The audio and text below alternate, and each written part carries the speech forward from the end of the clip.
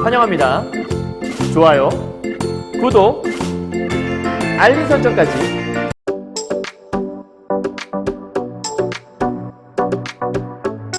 안녕하세요. 경화여고 1학년 학생 여러분, 그리고 전국에서 신사고 국어로 공부하시는 학생 여러분 만나서 반갑습니다. 선생님은 세계 최강 국어쌤 조인수 선생님입니다. 자, 오늘은요, 1학년 학생들, 이번 이제 경화여고 1학년 학생들 신사고 국어 교과서로 이번에 기말고사 준비하고 있는 것 같은데, 이제 또 마침 여러 명의 또 강의 요청이 들어와서, 사실 한 명만 들어와도 찍을 수 있긴 한데, 이제 여러 명이 동시에 이제 특정 작품 강의 요청이 들어오게 되면 선생님이 강의를 좀 준비를 해보고 있어요. 한 2, 3일 정도 준비를 해서 이제 찍게 된 거고요.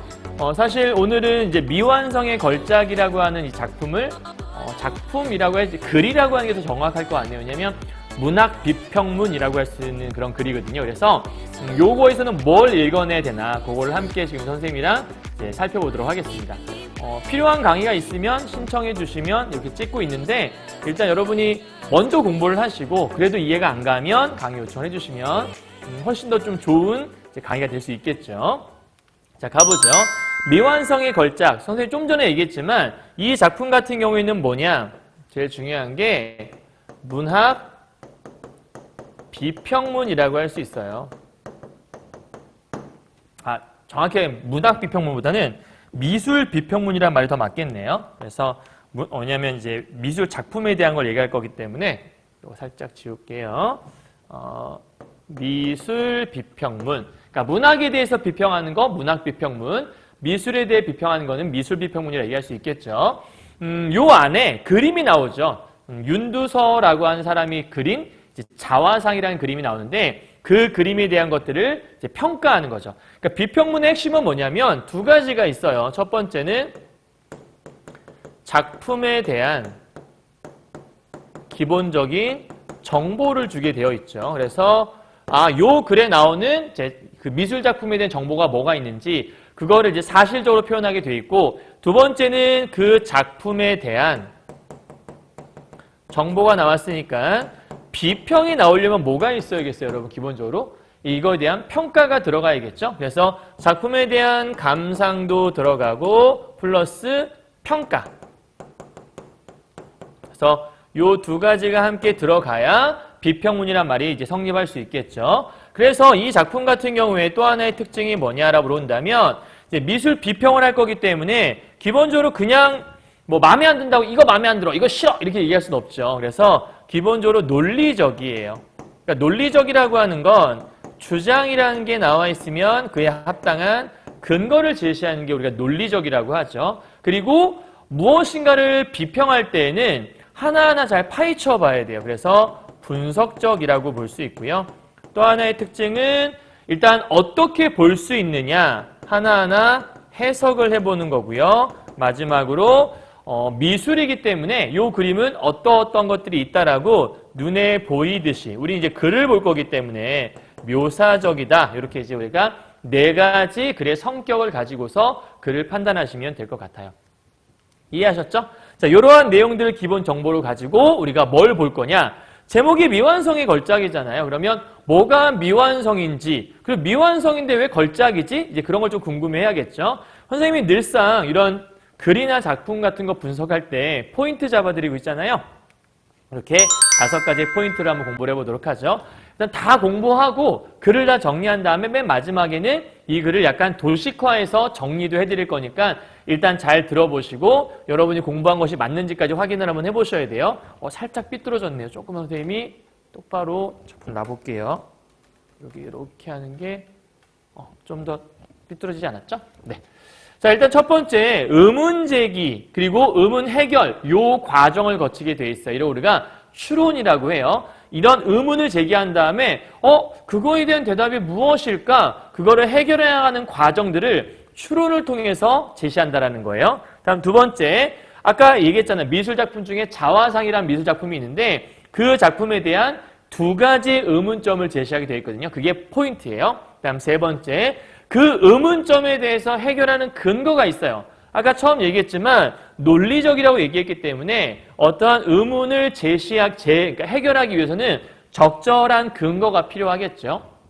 그걸 찾아내야 되고, 네 번째는 대상에 대한 논리적인 분석과 해석이 들어간다. 그래서 아까 분석적이다, 해석적이란 말이 있는 거예요. 그러니까 글을 보면서 하나하나 어떠한 논리가 들어있고 요걸 왜 이렇게 해석을 했지? 그런 것들을 판단하시면 되는 거고요. 마지막 다섯 번째, 제일 중요한 건데 요 안에 현존, 쉽게 말하면 현재 전해져서 존재하는 자화상이라는 작품이 있는데 정확히 얘기하면 현전이 맞을 것 같긴 해요. 어쨌든 현재 전하는 자화상이 있는데 그 자화상 그림과 옛 사진 속에 자화상 그림이 있는 거예요. 이 두 가지를 비교하는 부분이 나오거든요. 그래서 어떤 점에서 차이점이 있는가, 그럼 이런 걸 왜 하는 것인가에 대한 것들을 본문을 통해서 정리하게 될 거예요. 이해하셨나요?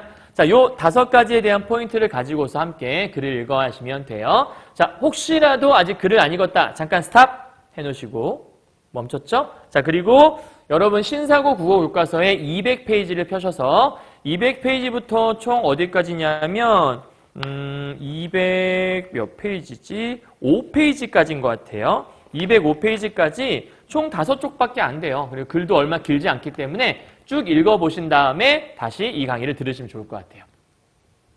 다 읽었죠? 오케이. 강의의 핵심은 멈출 수 있다는 거 있으니까. 자, 읽었으리라 생각하고 이제 본문 강의로 들어가 보도록 할게요. 자, 첫 번째, 미완성의 걸작이다 라고 설명되어 있죠. 여기 좀 지우고 이제 시작할게요. 여기 40을 넘긴 한 남자의 초상화가 있다. 이제 초상화, 저게 이제 오늘 할 얘기의 핵심 소재인가 보다 정도 이해하시면 되겠네요. 그것도 자기 얼굴을 자신이 직접 그린 자화상이다. 한 남자의 초상화인데 남의 얼굴을 그린 것이 아니라 자신의 얼굴을 그린 자화상이 있다는 거죠. 어떤 인물이었는지는 나중에 살펴보겠지만 공제 윤두서이다. 자, 공제라고 하는 건 호예요. 윤두서의 호. 그래서 앞으로 혹시 공제란 말 나오게 되면 윤두서라는 이 작가를 가리키는 말인가 본다 이해하시면 돼요. 자, 이분의 눈매는 상당히 매서워 첫인상만으로도 보는 이를 압도한다. 자, 이 그림에 대한 인상이죠. 보는 이를 압도해요. 또 활활 타오르는 듯한 수염은 내면 깊은 곳으로부터 기를 발산하는 것 같아. 그러니까 그림을 보니까 그 사람의 모습에서 뭔가 기가 막 나오는 것 같다. 이런 얘기 하는 거죠. 세 번째, 그렇게 계속 보고 있노라니 뭔가 으스스한 느낌이 들기도 하고 마지막으로 섬뜩한 공포감까지. 그림 엄청 강렬한가 봐요. 여러분 책에 그림 있죠? 바로 요 그림 얘기하는 거거든요. 딱 보자마자 부리부리하게 뭔가 딱 째려보는 것 같은 그런 눈빛이 든다. 그래서 1번, 2번, 3번, 4번의 느낌이 있는데 여기서 1번부터 4번까지는 뭘 얘기하고 있는 거죠? 1번부터 4번까지는 우리가 방금 봤던 이 자화상이란 그림 있잖아요. 이 자화상에 대한 첫 인상을 소개하고 있다. 정확히 얘기하면 이 첫 인상에 대한 것들을 묘사를 통해 소개하고 있다. 이렇게 보면 되는 거겠죠. 왜냐하면 활활 타오른 듯한 수염, 그 다음에 뭐 매서운 첫인상, 매서운 눈매 이런 것들. 그러니까 매서운 눈매, 활활 타오른 듯한 수염 이런 걸 통해서 뭔가 으스스한 느낌도 들기도 하고 보는 압도. 그러니까 쉽게 말하면 좀 첫인상 자체가 어떠냐면 굉장히 강렬하다 이런 걸 느낄 수도 있죠. 그러니까 뭔가 좀 강렬한, 그러니까 뭔가 좀 부드러운 느낌보다는 뭔가 좀 강한 느낌이 많다 이렇게 얘기하는 것 같아요. 자, 넘어가 보죠. 요 그림이에요. 요 뒤에 있는 요 그림은 일단 뒤에서 한 번 더 보게 될 거예요. 이 사람은 누구인가? 무인인가? 그러니까 지금 우리가 방금 봤던 그 자화상을 보면서 이 사람 누굴까? 뭐 하는 사람일까? 아무런 정보도 없는 상태에서 이제 생각을 해본 거예요. 그는 어려서부터 용력이 남달랐으며, 용력은 쉽게 말하면 힘이죠. 힘이 남달랐으며 일찍이 출중한 무예를 갖추었던 인물인지도 모른다. 여러분 주의할 게 있어요. 그런 사람이야 라고 얘기하는 게 아니라 뭐뭐 할지도 몰라 라고 뭐 하고 있죠? 추측 혹은 가정을 하고 있죠. 아마 그런 사람일 거야 라고 생각을 해보고 있는 거예요. 여기다 우리가 1번, 4번이니까 기억을 좀 붙여볼까요?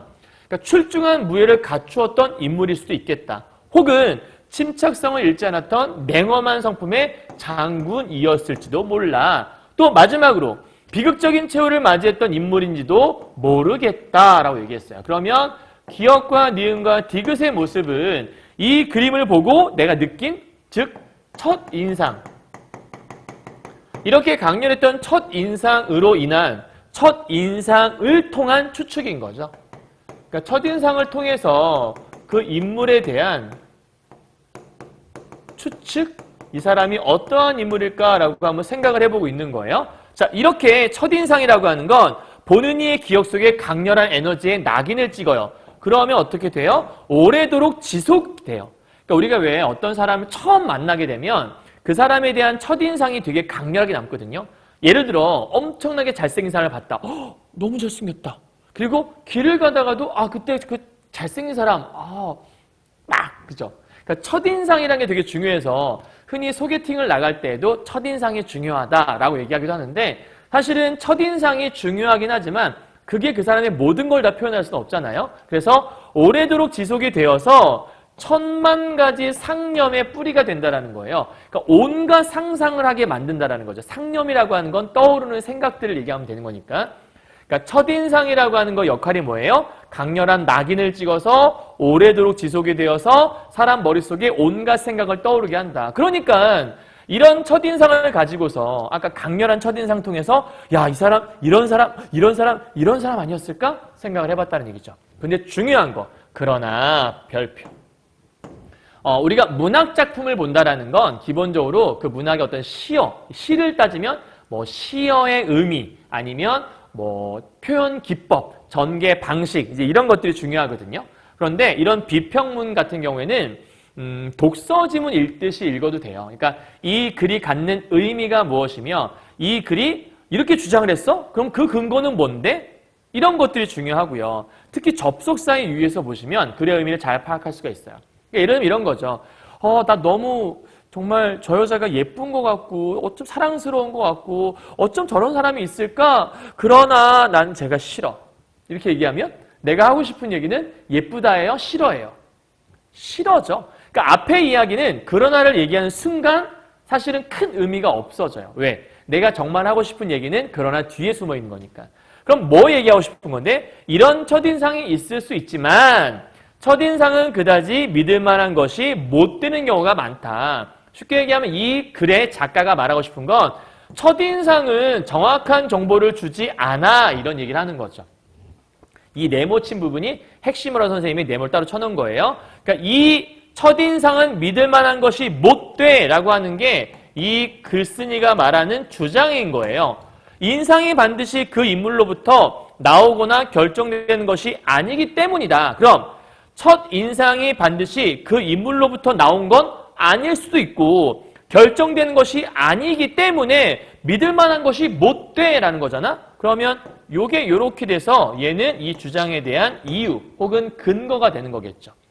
그가 입은 옷이며 그를 둘러싼 주위 배경, 그 장소에 독특했던 빛의 흐름 이런 것들이 여러 가지 외적 요소가 거기에 더해지기도 하는 거다. 즉 인상에다가 뭐 입은 옷, 주위 배경 이런 것들이 더해져서 무엇인가를 만들어내고 있는 거니까 결국은 이 배경이나 A, 입은 옷 B, 그다음에 빛의 흐름 C 이런 것들이 여기 있는 외적 요소에 포함되는 거라고 볼 수 있겠네요. 그죠? 이해 갔어요? 그러니까 첫인상이라는 게 반드시 그 인물로부터 나온 게 아닐 수도 있다는 거예요. 그럼 첫인상 어떻게 만들어지는 건데? 그가 입은 옷 때문에 만들어질 수도 있고 그의 어떤 주위 배경 혹은 뭐 그 당시 어떤 뭐 독특했던 어떤 빛의 흐름? 뭐 수만 가지 것들이 종합되어서 그 사람에 대한 첫인상을 만들어낸다는 거죠. 그러니까 사실 그 사람이 가지고 있는 건 되게 선한 성격을 갖고 있는데 이러한 주위 배경이나 입은 옷이나 이런 것들이 뭔가 좀 후줄그레한 옷을 입고 왔다. 뭐 그러면 뭔가 부드러운 사람인데 되게 날카롭고 없어 보이는 사람이 될 수도 있는 거잖아요. 그럼 그 사람에 대한 정확한 정보를 우리가 파악하는 게 아닐 수도 있다는 거죠. 그냥 한마디로 정의하면 어떤 것을 볼 때 첫인상만으로 파악하는 건 위험하다 이런 얘기하는 거 아닐까요? 여기까지 이해하셨어요? 자, 그럼 이제 무슨 얘기하는 건데 어떻게 해야 되는데? 그럼 첫인상이 아니라 뭐로 판단해야 돼? 이 그림을 우리가 강렬한 인상 받았는데 그럼 강렬한 게 아닐 수도 있겠네? 이렇게 생각하고 글을 읽어야겠죠. 글을 예측하면서 읽어야 돼요. 다음 가보죠. 그러므로 자 결론 내릴 때 쓰는 말이죠. 별표. 그러므로 다시 한번 자화상을 천천히 살펴보기로 하자. 왜요? 천천히 살펴보면 다른 정보가 나올 수 있으니까. 아까 우리가 강렬한 걸 봤잖아. 이제 다시 한번 살펴보자는 거예요. 그럼 다시 한번 살펴보자. 누구한테 한 얘기예요? 이 글을 읽는 독자한테 한 얘기죠. 그러니까 지금 이거는 청자, 여기서는 독자가 되겠죠. 청자에게 우리 문학에서 이런 표현 많이 배웠죠? 말을 건네는 어투, 건네는 방식을 이용하고 있다. 이런 걸 다른 말로 청자에게 이야기하는 방식을 가지고 있다. 이렇게도 얘기할 수 있어요. 그러니까 직접 독자에게 이야기하듯. 그러니까 뭐 다른 문제집 같은 거 보게 되면 뭐라고 나올 수 있냐면 직접 이야기하듯. 그러니까 분명히 글인데 앞에 있는 독자에게 자, 지금부터 우리 한번 살펴보자. 이렇게 얘기를 하는 것처럼 볼 수도 있다는 얘기예요. 자, 그러므로 여기 그래서 아무런 선입관이나 편견 갖지 않고서 말이다. 이제는 선입관 버리고 객관적으로 보자라는 거죠. 자, 인물은 정면상이었어. 우리 아까 봤던 그 그림이죠. 앞에 잠깐 갔다 올게요. 자, 이 그림이에요. 왼쪽에 있는 그림. 딱 봐도 정면상의 그림인 거죠. 자, 정면상이야. 정면을 딱 이렇게 한 거야. 그러면 정확한 좌우 대칭을 이룬다. 그럼 정확한 좌우 대칭이라고 하게 되면 명확하게 평면적인 그림을 볼 수 있잖아. 따라서 얼굴은 단순한 타원형이고 이목구비가 매우 단정해요. 좌우 대칭의 정면상은 입체감을 갖기가 어렵다. 이게 결론이에요. 그러니까 좌우 대칭이 잘 돼 있기 때문에 뭔가 입체적이다? 이런 느낌을 갖기는 어렵다라는 거죠. 자, 그럴 때 그러나 얼굴 그러면 봐봐요, 여러분.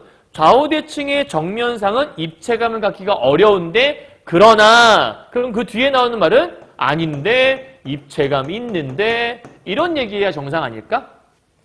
글의 흐름을 보자면 그러나 얼굴 전체에서 바깥으로 뻗어난 수염이 표정을 화면 위로 떠오르게 하고 더해서 새까만 탄검 끝이 부드러운 곡선을 이루고 있어서 휘어져 있어. 그러니까 지금 보게 되면 요 줄 쳐볼까요? 여기서부터 좀 가로 묶어볼게요. 얼굴 전체에서 바깥으로 뻗어난 수염이 표정을 화면 위로 떠오르게 한대. 뭔가 평면에 있는 그림이 화면 위로 떠오르게 라는 얘기는 뭔가 입체적으로 이런 뜻이잖아.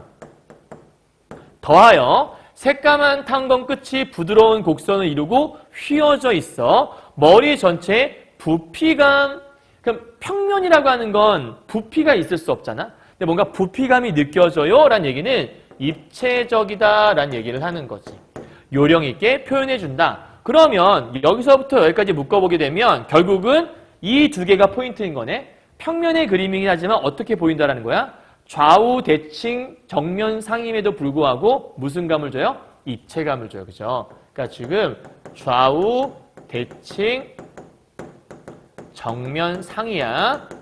그러면 입체감을 줄 수 없어. 하지만 입체감이 있어. 이런 얘기하는 거지. 이 글의 핵심은. 그러니까 왜냐하면 좌우대칭 정면상은 누가 봐도 입체감이 없어. 그런데 얘는 왜 생기는 거야? 수염이 얼굴 전체에서 바깥으로 뻗어나가. 이렇게 뻗는 모습이 있다는 거야. 그리고 또 하나 새까만 탄검 끝이 부드러운 곡선. 그러면 앞에 그림 잠깐 가면 이런 거죠. 수염이 이렇게 바깥으로 뻗어나가. 탄건이 이렇게 곡선이야. 그런 것들이 바로 입체감을 갖게 만들어주는 것 같다. 이런 얘기를 하는 거예요. 이해했죠? 그러니까 뭔가 좀 부드러운 곡선, 뭔가 떠오르는 느낌? 그런 걸 줬다는 얘기겠죠? 자, 그런데 또 하나 사실 전환이에요. 자, 지금 우리가 입체감 느끼는 거 얘기했는데 또 다른 얘기하고 싶은가 봐. 그런데 극사실로 그려진 이 작품 속의 인물은 놀랍게도 중요한 특징. 귀가 없어요. 목과 상체가 없어. 아니, 자화상인데 귀가 없다니. 그럼 귀가 없는 사람은 없잖아? 그러니까 사실적으로 그렸으면 귀가 있어야 돼. 근데 귀가 없어. 목과 상체도 있어야 돼. 근데 없어. 그러니까 그 그림처럼 생긴 사람은 없단 이야기야. 그러니까 사실적이지 않지? 근데 누가 봐도 사실적으로 그렸거든? 그러니까 뭔가 좀 이상한 거죠. 마치 두 줄기 긴 수염만이 기둥인 양 양쪽에서 머리를 떠받들고 있는 것처럼 보인다. 자, 여기서 또 가로 묶어볼게요. 쭉 연결해서 귀가 없다부터 묶어보면 될 것 같아요. 정확히 얘기하면 이 작품 속에부터 묶어도 될 것 같아. 여기서부터 묶어도 될 것 같아. 여기서도 상관없고 여기서 상관없고 이거 일로 옮겨도 될 것 같아요. 어쨌든 보인다. 넘어갑시다. 면 옥에 갇혀 칼을 쓴 인물처럼 머리만 따로 허공에 둥둥 떠 있는 듯하다. 이게 지금 다시 한번 객관적으로 관찰해 본 거잖아. 그랬더니 뭔가 입체적으로 보이긴 하는데 이게 사실적인 그림이라 생각을 했는데 또 사실적이지 않은 모습. 그러니까 처음에는 뭔가 강렬한 첫인상이 있었어. 근데 그거 편견인 것 같아. 다시 한번 살펴볼까? 정면상이야. 정면상인데 그럼 입체감이 없어야 돼. 근데 입체감이 느껴지는데? 자, 그리고 뭔가 사실적인 그림이야. 근데 사실적이지 않아. 왜? 귀가 없고 뭔가 목이 없는 느낌이 드는데 이거 뭐지?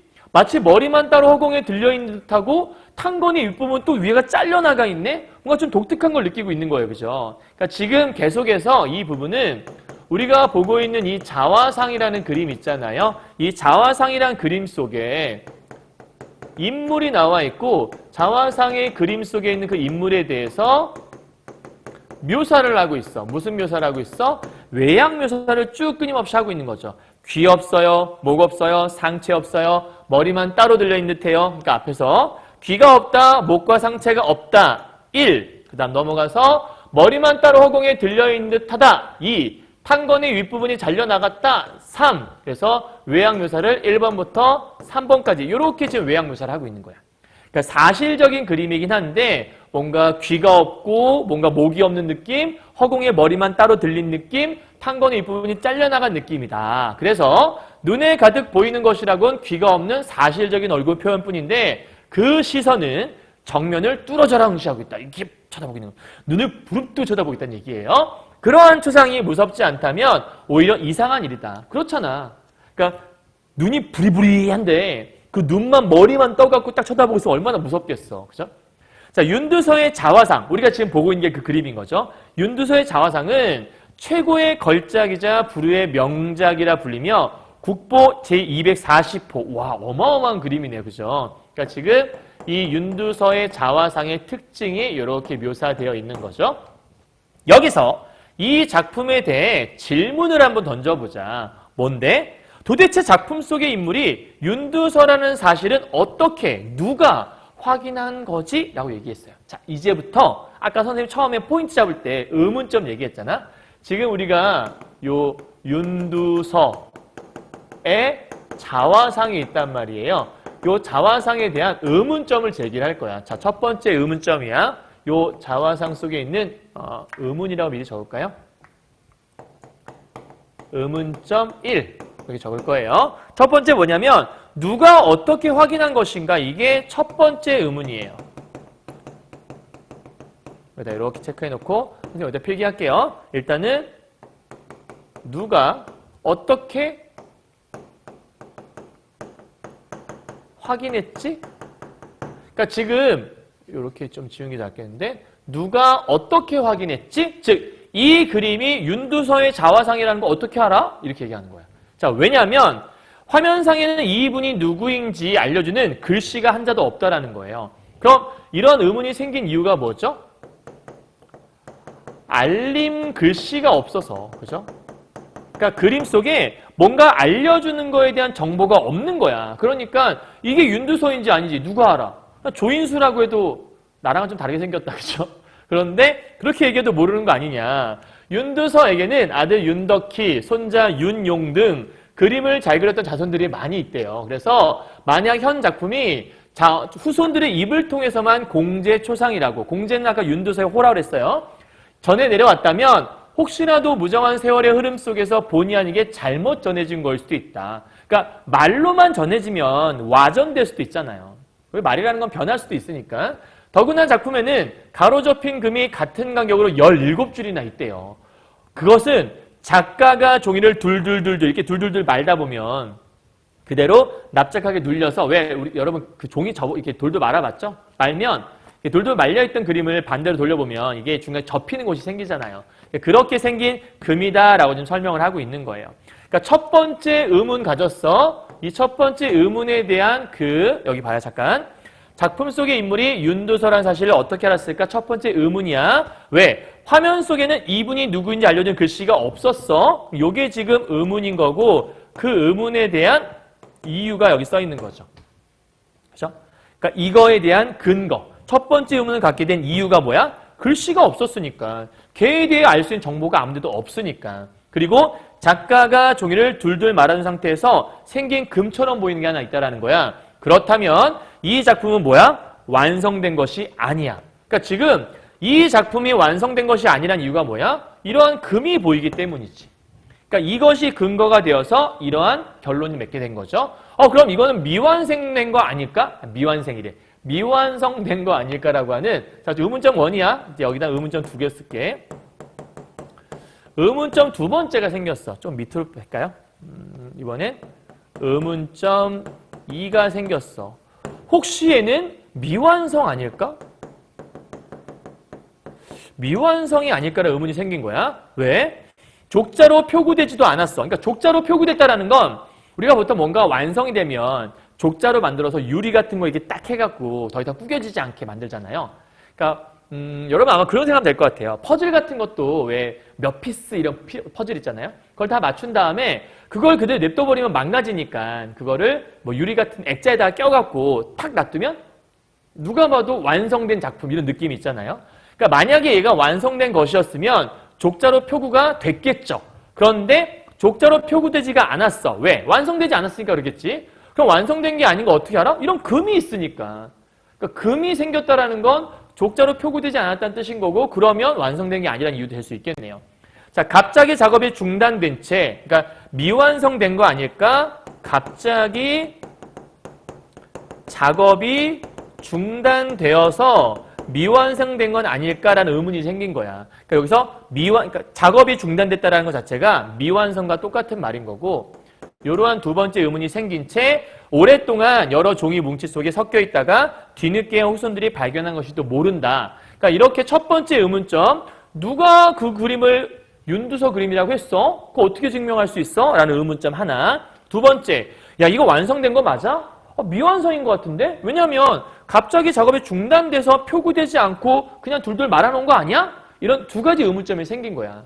그러니까 아까 처음에 첫인상으로 판단했을 때 너무 선입견 갖고 봤잖아. 그래서 객관적으로 보니까 막 이런저런 정보들이 나타나기 시작을 했어. 그래서 처음에 발견할 때, 야 이거 되게 뭔가 조금 앞쪽에 뭐 있었지? 처음 발견할 때는 좌우 대칭의 뭔가 평면상인데, 야 근데 뭔가 입체적으로 보여. 야 이거 신기한데, 극사실주의적이다. 근데 사실주의적인데 뭔가 입체감이 느껴져. 그리고 야 이거 뭔가 좀 느낌이 좀 다른데 도대체 이런 독특한 그림은 누가 윤두서 거라고 한 거지? 첫 번째 의문. 그 다음에 이거 완성된 건 맞나? 약간 이런 의문이 두 가지가 든 것 같아. 그래서 이 뒤에 의문점들이라고 얘기했던 거죠. 이상의 의문점들은 두 가지. 자화상을 꼼꼼히 살펴보고 예쁜들이 남긴 윤두서에 대한 기록을 자세히 대조해보면서 풀어나갈 수 있대. 그럼 이제부터 의문점을 하나씩 해결해 나가는 거라고 볼 수 있겠죠. 자, 가보죠. 먼저 윤두서와 절친, 완전 친했던 이하곤이라는 분의 글에 따르면 윤두서가 그린 작은 자화상에 붙이는 찬문, 그러니까 윤두서가 그린 작은 자화상에 붙이는 찬문이라는 글이 있나 봐요. 그러한 글을 살펴보기로 하자라고 얘기하네요. 참고로 효원은 윤두서의 자래요. 효원이란 글자 보니까 여기 써있네. 이렇게가 효원이잖아. 그럼 윤효언이니까 요만큼이 윤두서란 뜻이겠네. 그치? 그러니까 지금 윤두서가 그린 작은 자화상에 붙이는 찬문이라는 글이 요 글이라는 거예요. 그러니까 이 글 속에 뭐라고 되어 있는지 보죠.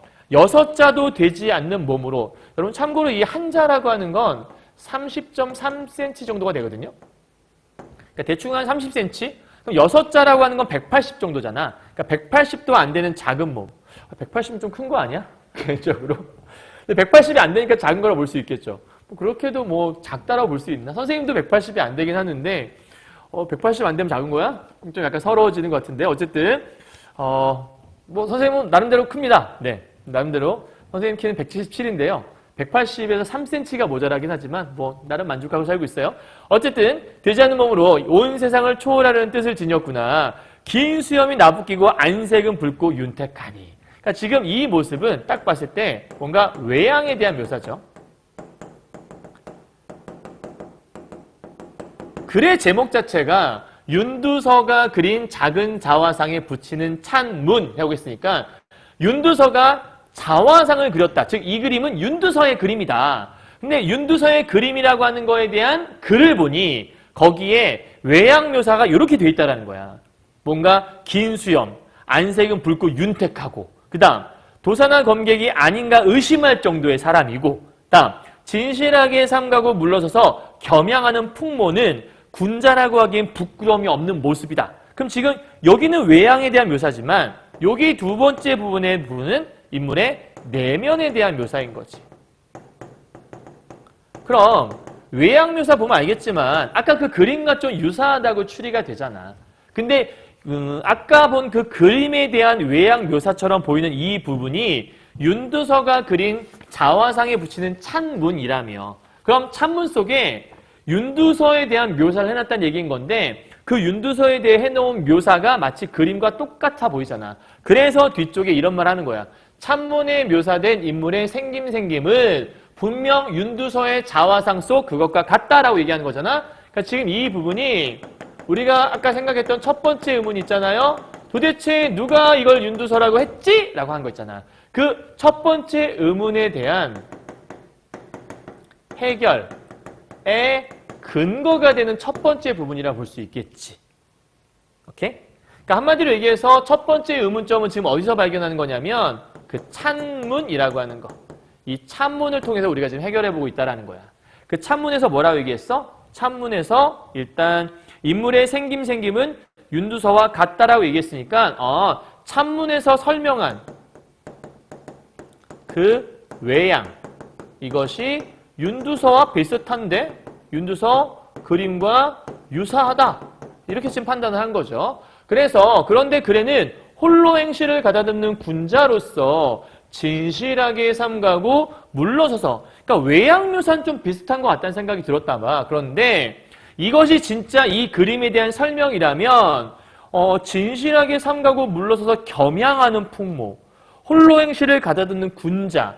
그러면 약간 겸양이라고 하는 거 뭔가 좀 이렇게 부드럽고 뭔가 좀 겸손한 이런 모습이 있잖아. 그런데 자화상의 첫인상이 어째서 무섭기까지. 아까 첫인상이 좀 무섭다고 했으니까 아니, 어떻게 이렇게 무서운 첫인상이 나올 수가 있지? 그러니까 분명히 이 윤두서의 자화상에 대한 찬문에는 그림에 대한 설명을 어떻게 했냐면 뭔가 겸양, 뭔가 겸손, 뭔가 좀 부드러움 이런 게 보였는데 어떻게 선생에게 강렬할 수가 있어? 뭔가 좀 매치가 안 된다라는 거예요. 그죠? 그리고 일찍의 감시관은 뭔가를 판단할 수 있는 능력이거든. 여러분 책에 나와 있어요. 뭔가의 진가를 알아보는, 구별해서 알아보는 눈이라고 써 있거든. 그러니까 지금 이 사람 최순우라는 사람이 그런 감시관이 있는 건데 윤두서의 자화상을 처음 대했을 때 인상을 회고하면서 충격적이었다는 거야. 그럴 수밖에. 왜냐하면 그거에 대한 걸 밑에 보니까 그림의 비정상적인 구도와 과감하게 이를 데 없는 생략. 그러니까 왜 충격적이었어? 그 충격적인 이유지. 여기가 그 충격의 이유인 거야. 두 가지인 것 같네. 첫 번째는 비정상적인 구도. 그러니까 비정상적인 구도 때문에. 비정상적인 구도 때문에. 또 하나는 과감하게 뭐 해버린 것 때문에? 생략한 것 때문에. 그러니까 지금 그림을 볼 때 뭔가 생략도 있잖아. 막 뭔가 되게 잘려있고. 아까 막 귀가 잘려있고 그런 생략. 그 다음에 비정상적인 구도. 분명히 누가 봐도 정면. 입체적이지 않은데 뭔가 입체적이야?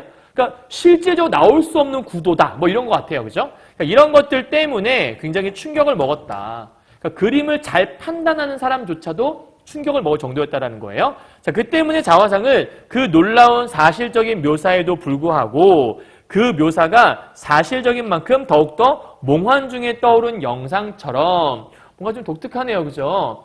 섬뜩하게 느껴졌다는 것이다. 그러니까 뭔가 섬뜩하게 느껴진 이유가 바로 이런 거에서 오는 건가 보다. 자, 그런데 현 작품에서 잠깐만 조금 지울게요, 여러분. 요거를 이렇게 보는 게 좋을 것 같아. 깨끗하게 좀 지우고 이제 해결합시다. 이 작품에서 보이는 충격적인 회화 효과는 결코 조선시대 4대 부대의 윤리도덕이나 혹은 거기에 근거한 당시의 미감과 맞아떨어지는 것이 아니래요. 그러니까 지금 뭘 또 얘기하고 싶은 거냐면 요 안에서 뭔가 충격적인, 좀 전에 충격받았다고 했잖아. 뭔가 생략돼 있고 이런 것들. 그러니까 분명히 귀나 혹은 목이나 이런 것들이 생략된 것처럼 보이거든. 근데 그러한 효과, 그러니까 지금 여기서 어떤 신체를 과감하게 생략했던, 그죠? 앞에서 우리 여기 있던 생략이라는 거 있잖아. 비정상적인 구도. 이런 것들이 조선시대 4대부들이 추구하던 윤리도덕, 그걸 우리가 다른 말로 유교적 가치관이라고 하죠. 이런 것과는 그리고 거기에 근거, 그 거기라는 게 바로 이러한 윤리도덕을 얘기하는 거겠지. 거기에 근거한 당시의 미감과는 맞아떨어지는 것이 아니었대요. 그러니까 지금 뭔 얘기하고 싶은 거냐면 이 그림에서 표현된 게 당시 4대부들이 생각하기에는 이런 그림은 존재할 수 없었다라는 거야. 왜냐? 그 이유를 설명을 이 효경을 갖고 하는 거예요. 효경이라고 하는 게 경전이에요. 그래서 효에 대한 경전. 누군가에게 부모에게 효를 다할 때 어떻게 해야 되냐. 자, 요거는 여러분이 좀 사자성어나 이런 것들로 좀 정리할 필요가 있거든요. 자, 신체는 털억과 피부까지. 이거를 우리가 원래는 이렇게 풀어서 안 써 있고 이렇게 한자어로 써 있어. 신체 발부. 그다음에 부모님부터 받은 것은 수지 부모 이렇게 얘기하고요. 그다음에 다치고 상하게 할 수 없다. 이런 걸 우리가 뭐라 하냐면 불감, 회상 다 적어놓고 설명해 줄게. 자, 이것이 효도의 시작이며 효, 지, 시야. 몸을 세워 도를 행한다라고 얘기하는 건 입신, 행도라고 쓰고 그다음 후세까지 이름을 드날린다라고 얘기하는 것들은 5글자로 양명, 후세라고 하고 부모님을 드러나게 한다라고 얘기하는 건 이현, 부모라고 하고요. 이현이에요, 여러분. 이현, 부모. 효도의 마지막이다라고 얘기하는 건 효지, 종야. 자, 요렇게 이제 우리가 한자로 써 있어요. 자, 봐요. 신체 발부. 발은 요 발자가 털이에요, 털. 그래서 털억 발. 피부할 때 부자야. 신체의 발부, 털억. 즉, 털과 피부까지도 수지 부모, 이 숫자가 받을 숫자야. 부모에게서 받았다. 그러니까 너희들의 털과 모든 피부는 다 부모에게 받은 것이다. 그러니 불감회상, 훼손되다 할 때 회자겠죠? 함부로 다치고 상하게 할 수 없다. 그래서 옛날 사람들은 머리를 자르지 않았죠. 남자들도 머리를 자르지 않고 상투를 틀었잖아요. 그래도 막 남자애들, 도령애들 막 댕기머리 막 하고 다녔잖아. 그러니까 지금의 이런 선생님 같은 이런 커트머리 이런 것들은 옛날 가면 정말 막 몽둥이로 맞아야 할 어마어마한 일인 거죠. 그죠? 이것이 효지시야. 이 시자가 시작할 시자예요. 효도의 시작이고, 자, 몸을 세워 도를 행한다라고 얘기했는데, 입신이 몸을 세우는 거고요. 행도가 도를 행한다는 뜻이에요. 후세까지 이름을 드날리는데, 양명이 이름을 날린다라는 뜻인 거고요. 후세까지 이름을 날린다 이런 뜻이야. 너희들 입신양명이라고 들어봤죠? 유교적 가치관에 따르면 입신양명이 출세하는 걸 얘기하는 거거든요. 여러분 이제 잘 생각해야 될 게 옛날에 조선시대 때 출세라는 거는 자기를 위해 하는 게 아니에요.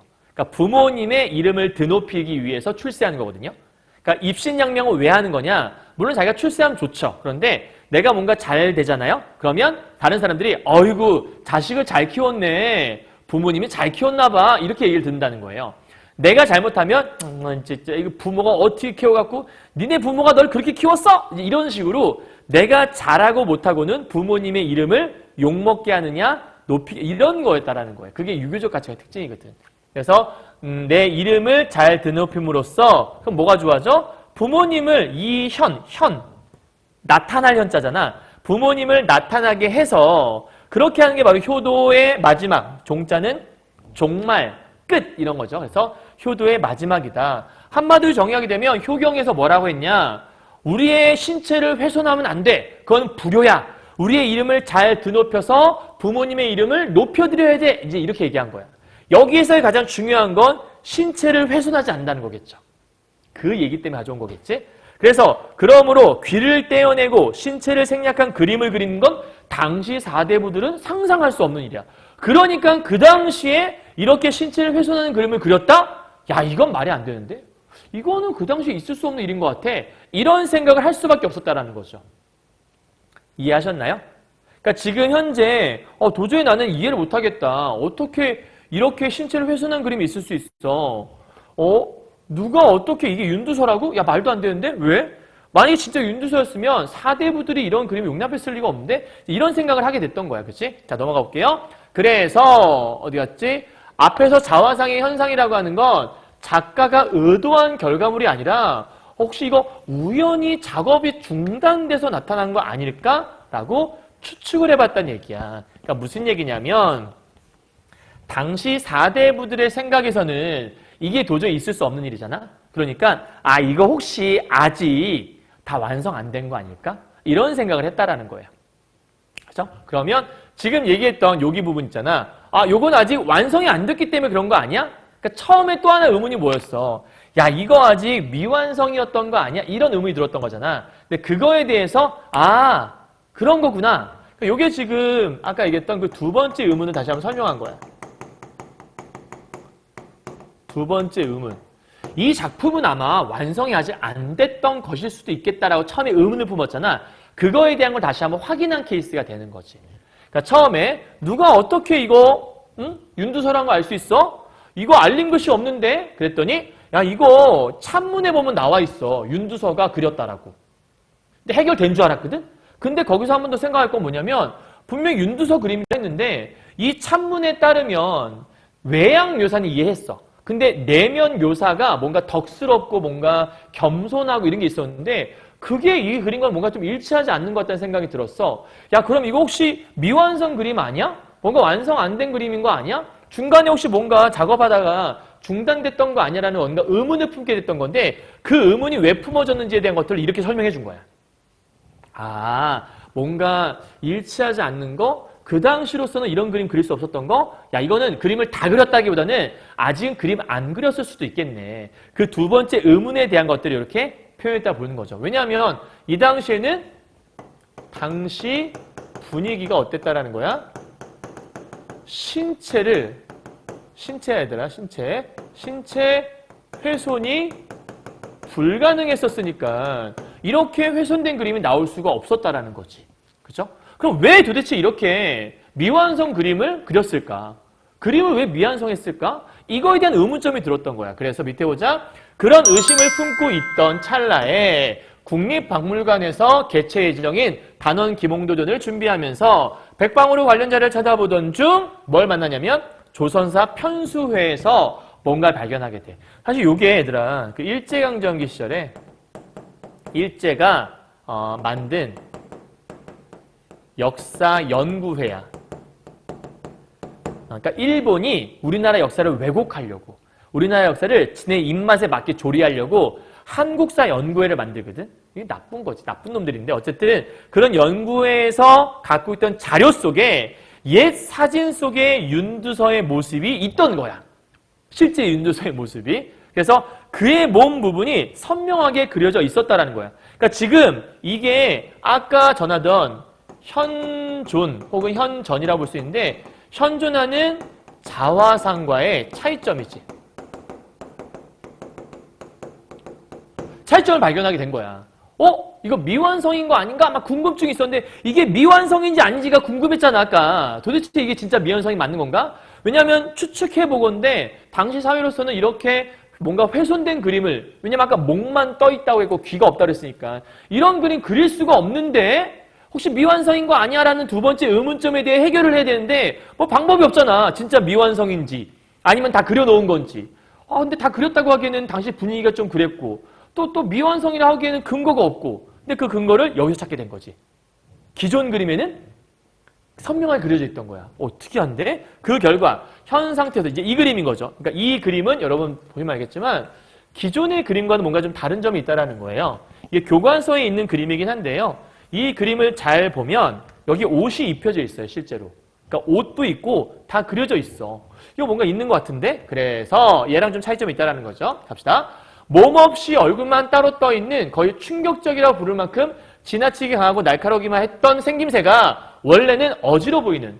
그러니까 사실 잘 구분이 안 가긴 하는데 왼쪽은 약간 좀 날카로워 보여. 근데 이쪽은 좀 뭔가 어진 느낌이, 뭔가 좀 점잖은 그런 느낌이 보인다는 거거든요. 그래서 원래는 훨씬 어지러워 보이는 얼굴에 침착하고 단아한 분위기를 띠고 있었다. 요게 지금 뭐냐면 그 옛 사진 속에 봤던 그 윤두서의 자화상 있잖아.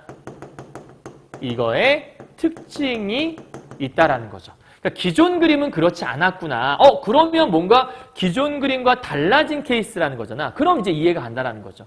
기존 그림에는 밑에 보니까 여기 봐요. 그래, 이것이 바로 조선의 선비지. 우리가 생각했던 그 선비. 조선 선비라면 원만하게 중용의 미감을 지켜나가고, 그 다음 단정하게 여빈 옷깃과 정돈된 옷주름선, 그러니까 옷이 그려져 있는 거죠. 이제 모기가 없고 이게 아니라, 그 다음 넓은 기세 깨끗한 동정을 단 모습, 그리고 동정과 기세턱이 진 이중구조, 그다음 주인공이 편안한 자세로 앉았을 때 생기는 자잘한 주름, 이런 것들이 쭉 그려져 있었다라는 거야. 그러니까 지금 현재 의문점 두 번째 요거였었는데 요거에 대한 해결 근거가 나온 거죠. 그 근거가 뭐예요? 첫 번째가 요거는 찬문통에 받고, 요거는 옛 그림 속의 자화상, 요거를 통해서 이 두 번째 의문이 해결되고 있는 거죠. 왜? 이 그림 속에서의 모습은 어땠어? 뭔가 좀 단아하고, 그죠? 저기 보니까 뭔가 단아하고, 그 다음에 뭔가 어지러워 보이고, 그 다음에 침착하고, 이런 모습이 요 안에 그려져 있던 거야. 그리고 여기에는 특히 기존의 옷이나 이런 것들이 다 그려진 그런 모습이 있었다라는 거지. 그러니까 기존의 사진과 좀 다르게 여기는 이런 옷들이 다 이제 마련이 되어 있는, 기존에 막 뭐가 딱 떠 있는 그런 모습이 아니고, 그러니까 지금 우리가 줄쳐놓은 부분 있잖아. 여기 부분 있죠. 쭉 앞에서부터 쭉 줄쳐서 이 부분까지가 옛 그림 속의 자화상의 특징이 써 있다. 이렇게 보면 되는 것 같고요. 그 다음 가장 두드러진 차이점, 그러니까 기존의 작품과 두드러진 차이점은 앞면에서 배어나는 인지함의 모습이었다. 그러면 기존의 이제 자화상에 대해서 아까 내면 묘사할 때 뭔가 겸양의 모습이 있었다라는 것 때문에 우리가 의문점 품었잖아.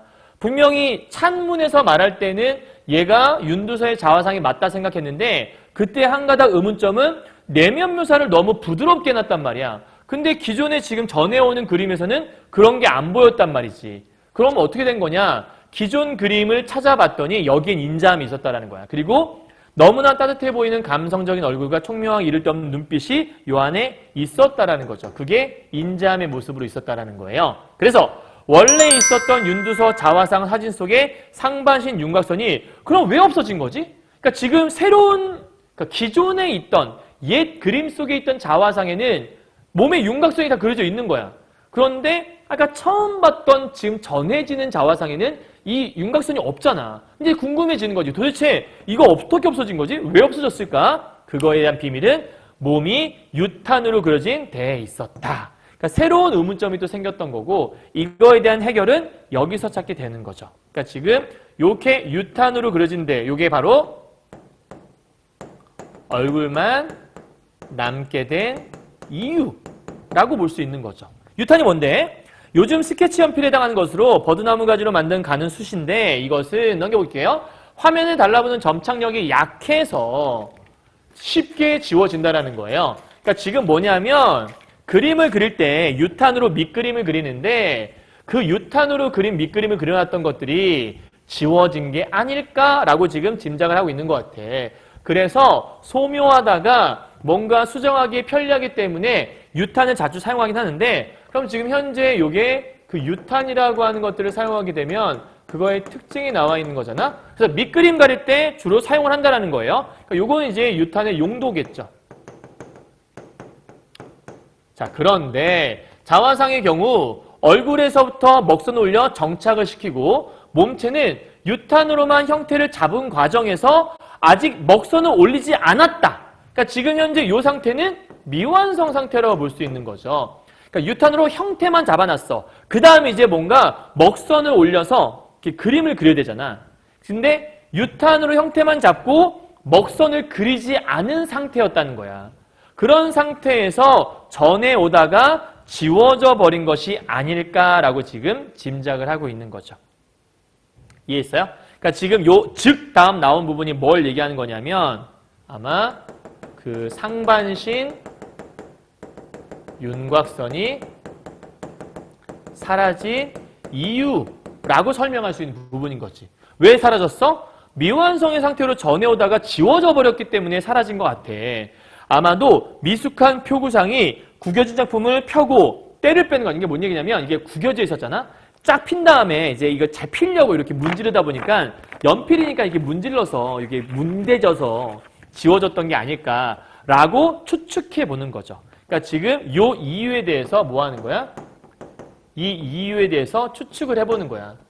왜 지워졌을까? 아마 이런 과정을 거치지 않았을까라고 요 이유에 대한 추측. 그러니까 여기다 정확히 얘기하면 그 이유에 대한 추측을 하는 거고 자세히 보면 옛 사진에서는 두드러져 보이는 종이 바탕에 꺾인 자국이 현 상태에서는 부드럽게 누워있대. 그러니까 지금 옛 사진 속에서는 이게 접힌 부분이 되게 뭐랄까 두드러져 보였대. 그런데 지금 현재 상태는 이게 부드럽게 잘 뭉개져 있다라는 거야. 그러니까 아마도 접혀있던 거를 이렇게 펴서 이렇게 펴서 보느라고 잘 문대는 바람에 부드럽게 누워진 것이 아닐까. 그럼 요게 지금 이유였다면 그 이유에 대한 추측이었다면 요 부분은 그 추측에 대한 근거가 되는 거야.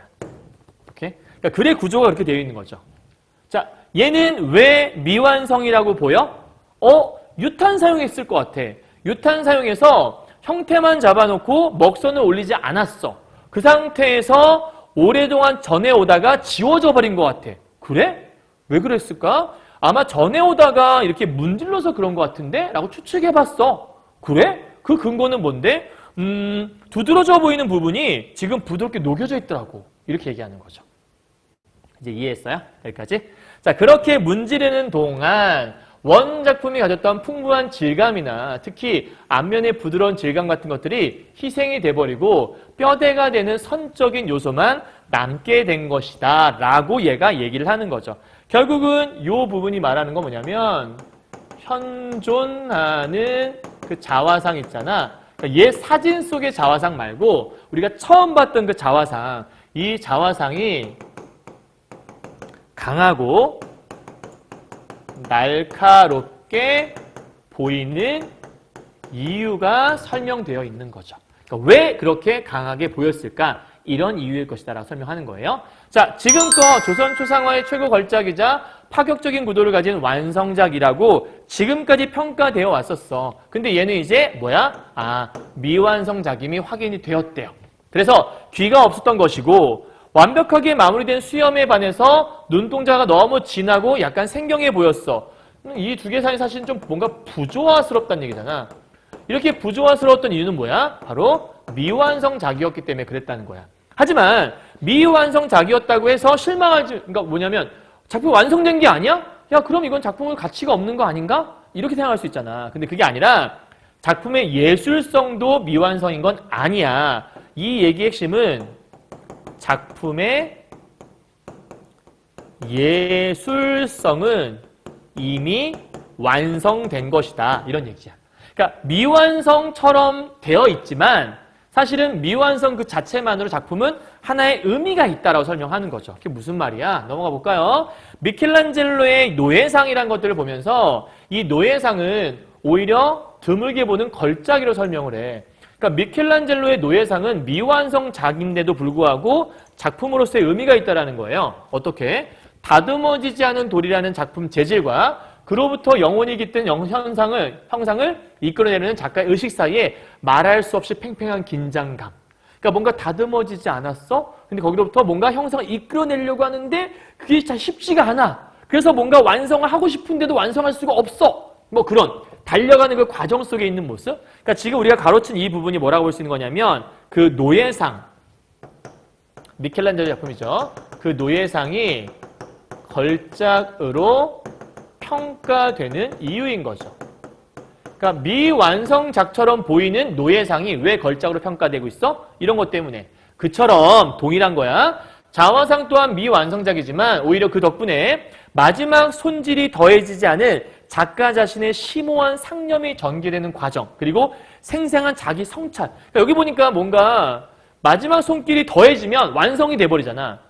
그러니까 완성이 돼버리면 더 이상 표현할 게 없어지잖아. 근데 아직도 뭔가 심오한 상념, 뭘 더 할 수 있을까? 그래, 여기에 뭘 더 할 수 있을까? 그 작가의 깊은 고뇌, 그리고 자기 성찰, 뭘 내가 잘못하고 있지 않을까? 그런 어떤 그 작품을 완성하기 위한 중간에서의 그 작가의 고뇌, 이런 것들이 이 안에 녹여 있다라고 얘기하는 거죠. 요게 바로 뭘 보여주는 거냐면 바로 이 현재 여러분이 보고 있는 그 자화상 있죠? 미완성의 자화상. 그 자화상이 바로 완벽한 예술성을 갖추었다라고 평가되는 이유가 써 있는 거지.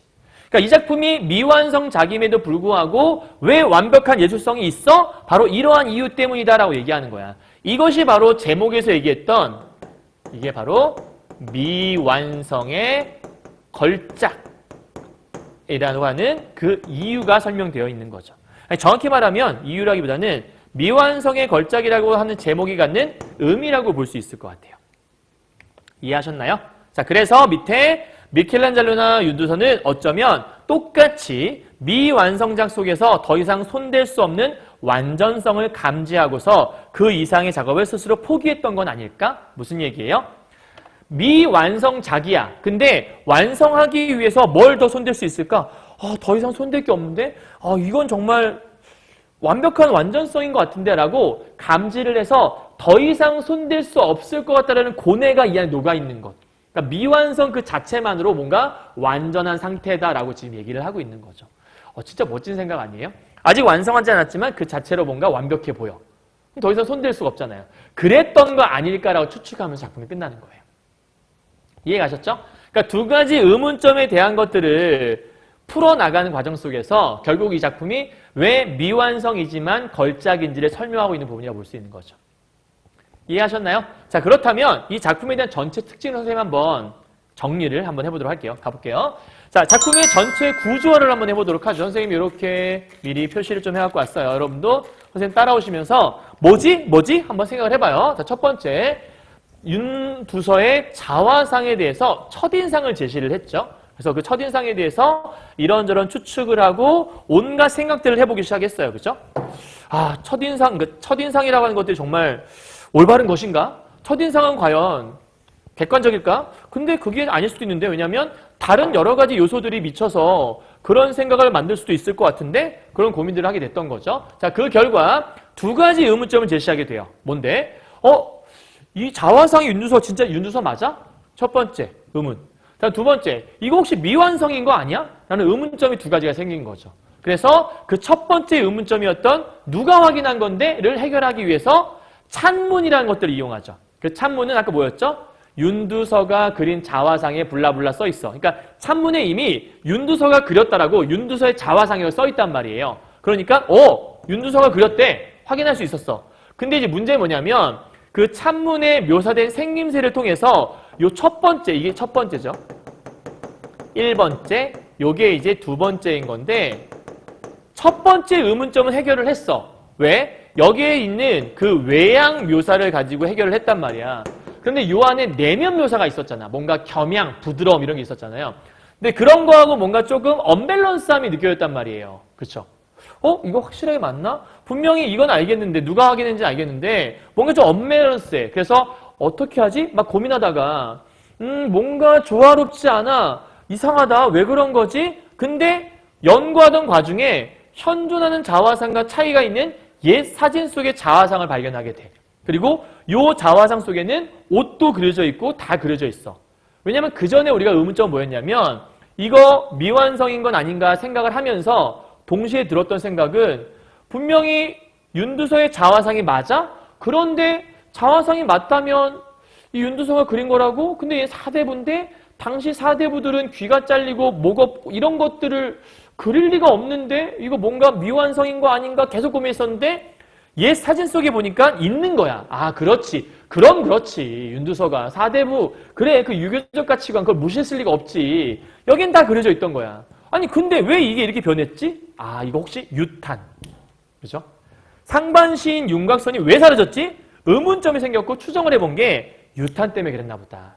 유탄은 밑그림 그리는 건데 그걸 그려놓고 먹선을 칠하기 전에 그냥 전해지는 바람에 이걸 자꾸 접고 문대고 하면서 사라졌던 게 아닐까. 그래서 미완성일 수 있겠다. 보관 과정에서 훼손된 것일 수도 있겠다 생각을 하게 된 거죠. 그럼 이거는 미완성이니까 이건 의미가 없는 거 아니야? 아니지. 미완성이지만 그래도 의미가 있을 수 있어. 왜? 미켈란젤로의 노예상을 보더라도 미완성작인데도 나름대로 작품에 의미가 있잖아. 근데 얘도 그런 거 아닐까? 어떤 의미가?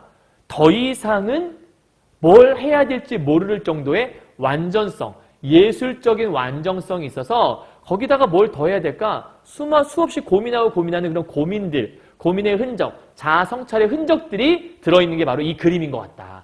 그래서 이 작품이 미완성 속의 걸작이라고 불리는 멋진 작품인 것 같아 라고 평가를 내리면서 끝난 작품인 거예요. 이해하셨어요? 오케이? 이 정도 얘기했으면 이해했을 것 같아요. 그죠? 자, 그럼 이제 최종 정리 한번 해볼게요. 자화상에 대해서 두 가지 의문조로 따르죠. 그 의문점을 해소하는 과정들을 선생님이 따로 한번 정리해봤어요. 첫 번째, 그림 속의 인물 누구인지 어떻게 알아? 알린 글씨도 없는데 이런 거였어. 두 번째 의문은 그림의 신체 일부가 안 그려져 있는데 야 이거 혹시 이거 당시에서는 이런 일이 생길 수가 없는데 이거 혹시 미완성 작품 아닌가? 이건 유교적 가치로 이해할 수가 없겠는데? 자 그러자 첫 번째 그림 속의 인물은 윤두서가 만나는 의문점이 생겼던 거야. 이것 때문에 그죠? 그림 속의 인물이 윤두서가 만나 이것 때문에 생긴 거야. 그 여기는 신체 일부가 안 그려져 있어. 이거 혹시 당대의 미감하고 맞지 않는데 혹시 미완성 아닌가? 자 가운데 있는 게 의문인 거죠. 이 의문이 생긴 이유가 뭐야? 얘는 거죠. 그러니까 이 의문에 대한 이유가 여기 있는 거죠. 이거 맞아 윤두서? 알린 글씨 없는데? 야 이거 미완성 아닌 거 아니야? 아니 미완성 아닌 거 아니야? 미완성인 거 아니야? 왜? 신체 일부가 안 그려져 있는데? 당대 미감과도 안 맞는데? 그래서 결국 어디서 해결을 했어? 얘는 찬문을 통해서 확인했고 얘는 옛 사진 속의 자화상 통해서 확인을 했다. 이런 구조인 거예요. 이게 여러분 책에 있는 학습활동에도 이런 구조가 나와 있을 거니까 참고하시면 됩니다. 됐죠? 자 이제 마지막 최종 정리 이것만은 꼭 정리하고 마무리하도록 하죠. 자, 이 작품의 주제는 뭐냐라고 물어본다면 미완성 속에서 높은 예술적 가치를 지닌 윤두서의 자화상이라고 주제를 잡으시면 되고요. 특징은요. 대상에 대해 의문을 제기하고 그걸 해결하는 구조를 추론적 기법에 가서 이거 처음 했던 거네요. 다음 두 번째 대상에 대한 세밀한 묘사가 드러나 있다. 구체적으로 약간 좀 외양 묘사 같은 거나 그림에 대한 묘사가 많이 돼 있었어요. 다음 자문자답 형식이다. 자기가 물어보고 자기가 대답하잖아요. 그죠? 그러니까 다음 네 번째 대상에 대한 논리적인 분석과 해석이 드러난다. 다섯 번째 독자에게 직접 말을 건네는 문체가 사용되는데 이야기하는 문체라고 얘기하기도 하고 이걸 통해서 친근감을 드러내고 있다라고 얘기하시면 정리 끝이라고 볼 수 있습니다. 됐나요? 여기까지 정리 끝. 다 했습니다. 자 고생하셨고요. 선생님이랑 교과서 작품들은 기본적으로 1시간 정도 비슷하게 한 50분 이상 강의를 해야 여러분 1학년이기 때문에 최대한 이해를 좀 돕기 위해서 했던 거거든요. 그래서 이해가 안 갔던 부분들에 대한 거를 이해하시면 될 것 같아요. 그러니까 전체를 다 듣고 있는 것보단 내가 어느 부분이 이해가 안 갔다. 그럼 그 부분을 중점적으로 클릭해서 들으시면 훨씬 더 좀 도움되지 않을까 싶어요. 자, 고생하셨고 이번 기말고사 잘 보세요. 다른 강의들도 열심히 잘 듣고 있다고 자꾸 이제 문자가 와서 참 감사하고 있는데 이 강의도 열심히 잘 들어보시고 여러분의 것으로 확실히 만드셨으면 좋겠습니다. 자, 고생하셨고요. 다음 강의 때 뵙도록 할게요. 안녕!